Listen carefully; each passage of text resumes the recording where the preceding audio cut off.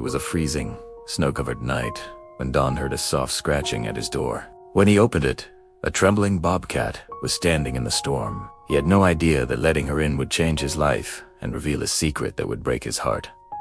The storm had swallowed the entire mountain. Snow fell like white curtains, and the wind howled like a wounded animal outside Dan's small cabin. He was alone that night, just the crackling fireplace and the creaking wooden walls keeping him company. But even through the storm's roar, he heard it. Scratch.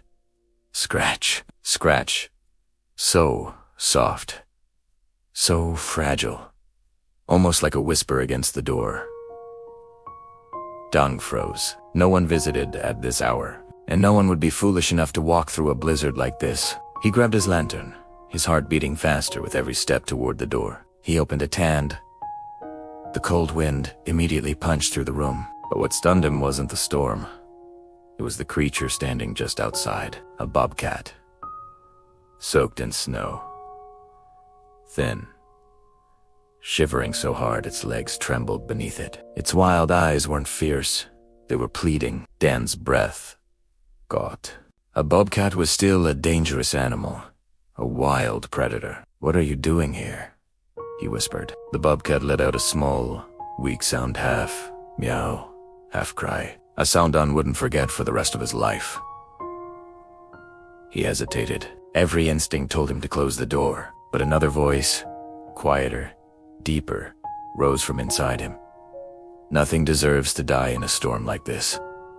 Slowly, carefully, Don widened the door. The bobcat stepped in just one step, but it was enough for him to see how exhausted she was. She walked straight to the chimney and curled beside it, absorbing the heat like a creature who had been freezing for hours, maybe even days. Dan sat on the sofa, unable to take his eyes off her. The storm outside screamed against the walls, but inside, there was something strangely peaceful. The bobcat didn't hiss, didn't growl, didn't try to attack.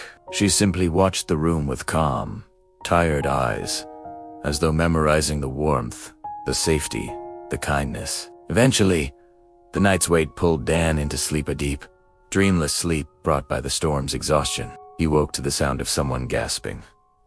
Dan. It was his wife, Emily, who had come back early from visiting her sister. She stood in the living room, eyes wide, coffee cup shaking in her hand. "Dan, why is there a bobcat in our house? And oh my God." Dan sat up, and then he saw it. On the carpet, lying peacefully, was the bobcat, but she wasn't alone. Next to her were tiny, newborn kittens, bobcat babies. 2 of them, small, fragile, their fur barely dry. Emily covered her mouth as tears filled her eyes. "Dan." "She didn't come here for herself," she whispered. "She came here to save her babies." Danae felt his chest tighten. Suddenly, every moment from last night made sense. The desperation, the pleading look, the way she curled by the fire with such urgency. She hadn't been seeking shelter for herself.